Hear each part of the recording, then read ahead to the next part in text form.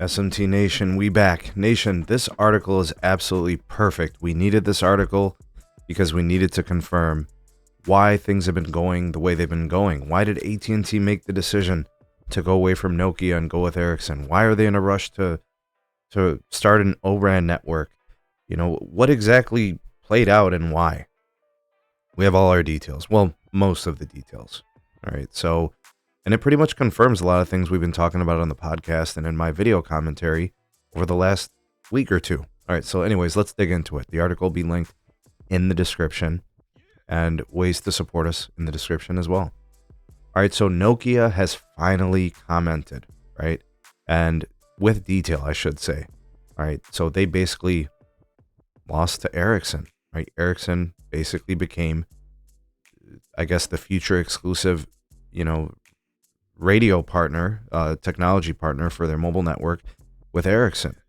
And one of the concerns, and something that we mentioned here on the channel, was the lack of performance from the Nokia radio gear. Nokia has vehemently denied this. Their exact quotes is, "Our products are great and competitive." Basically saying that that's not why AT&T left us or went with Ericsson.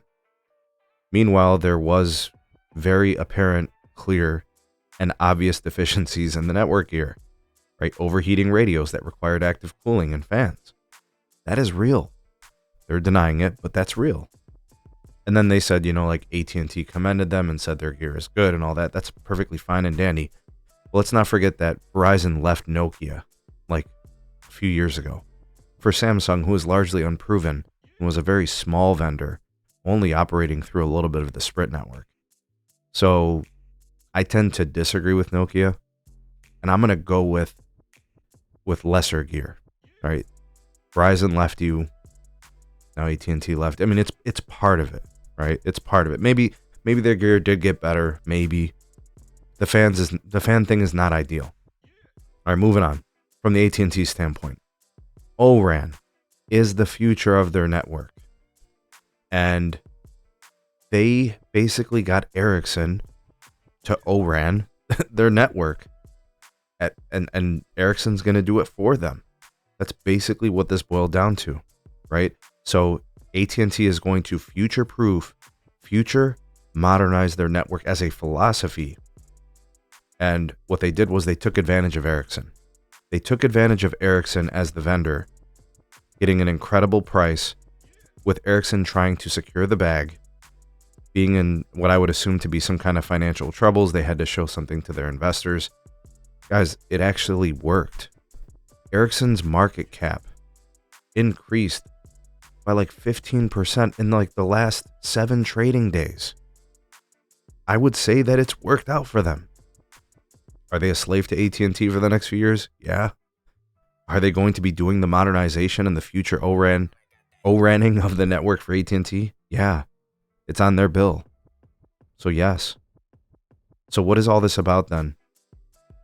AT&T is being really, really fiscally focused here, folks. This is all about cost and efficiency in one. They are very, very fiscally sensitive right now. This is a huge move in the networking direction. It's not that this will make a better network. There's no guarantee of that. There's no guarantee it's going to be better or worse if it would have gone some other way. But it is going to allow them to fully, well, I should say like mostly O-RAN their network, right? 70% of the network traffic over their O-RAN by 2026, right? In the next few years. And they're getting Ericsson to do it. So future looking, if you want to do business with AT&T, you have to be dirt cheap as a vendor. And on top of that, Stanky basically took advantage of Ericsson's troubles, financial troubles, capitalizing on this deal and having them do all the work. That's what this is all about. This is what I've been saying. I said it on the podcast. I said it on my commentary videos. Some have mentioned that it doesn't make sense to take down all this modernization that just happened over the last couple of years. It's the future direction of their network, and it's never going to be better than to do it now. And that's what they're really doing, right? They're O-RANing their philosophy of their network for the future. That's what all this is about. This is a financial network now. I want to make this very clear. AT&T's networking, it's not going to be about being the best. I don't know if it's going to be the best. I don't know if it's going to be the worst. I don't know any of that. All I know is, as a philosophy, they are making a network that is going to be extremely efficient from all angles, from cost to scalability to flexibility with vendors. That's what this is all about. That's what O-RAN is all about. Every part of this decision had to do with cost and efficiency, and that has become abundantly clear. We'll see if the network is on par with what T-Mobile and Verizon build in the future. And we'll see what Verizon and T-Mobile do in the future. Will they follow AT&T's lead, or will they do something else? Or will they execute in a different form or fashion? We'll see. Topic for another video. Stay tuned for more content here as we discuss these topics and more here on the SMT YouTube channel. But comment down below. Tell me what you guys think of all this. You are the voice of the people, the SMT Nation. Let your voice be heard.